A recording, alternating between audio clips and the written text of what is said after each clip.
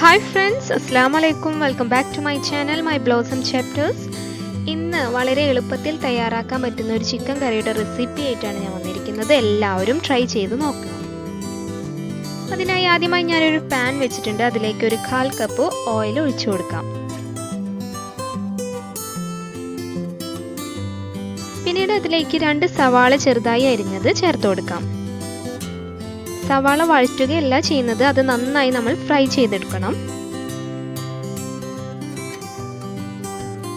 ഏകദേശം സെറ്റായി വന്നിട്ടുണ്ട്. ഇനി നമുക്കിത് മാറ്റി വയ്ക്കാം. അടുത്തതായി ചിക്കൻ മാരിനേറ്റ് ചെയ്യാൻ വേണ്ടി ഒരു ബൗൾ എടുത്തിട്ടുണ്ട്. അതിലേക്ക് കഴുകി വൃത്തിയാക്കി വെച്ചിരിക്കുന്ന ചിക്കൻ എടുക്കാം.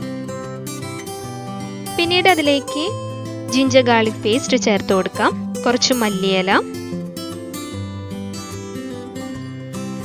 ഫ്രൈ ചെയ്ത് വെച്ചിരിക്കുന്ന സവാള, 1/4 cup oil, 1 teaspoon pepper powder, 1 teaspoon മുളക് പൊടി, 1 ടീസ്പൂൺ മഞ്ഞൾപ്പൊടി, 1 ടീസ്പൂൺ മല്ലിപ്പൊടി,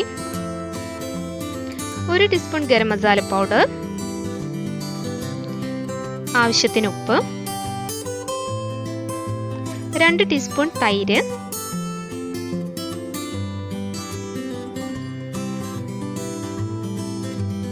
1/2 ലെമൺ ജ്യൂസ് എന്നിവ ചേർത്ത് നന്നായി മാരിനേറ്റ് ചെയ്ത് വയ്ക്കാം. ഒരു 30 മിനിറ്റ്സ് നമ്മൾ മാരിനേറ്റ് ചെയ്യണം. അതിനുശേഷം ഒരു പാൻ വെച്ച് അതിൽ ഓയിൽ ഒഴിച്ചു കൊടുത്ത് 2 പച്ചമുളക് ചേർത്തിട്ടുണ്ട്.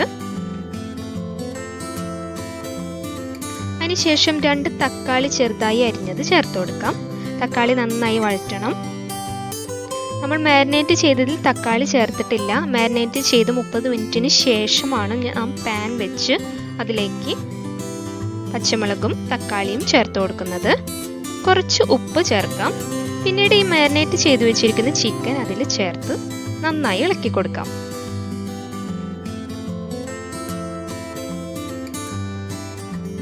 ആവശ്യത്തിന് കറിവേപ്പിലയും ചേർത്തു നന്നായി മൂടി വെച്ച് ഒരു 30 മിനിറ്റോളം അത് വേവിച്ചെടുക്കാം. വളരെ ടേസ്റ്റിയുമാണ്, വളരെ എളുപ്പത്തിൽ തയ്യാറാക്കാൻ പറ്റുന്ന ഒരു റെസിപ്പിയുമാണിത്. എല്ലാവരും ട്രൈ ചെയ്ത് നോക്കണം.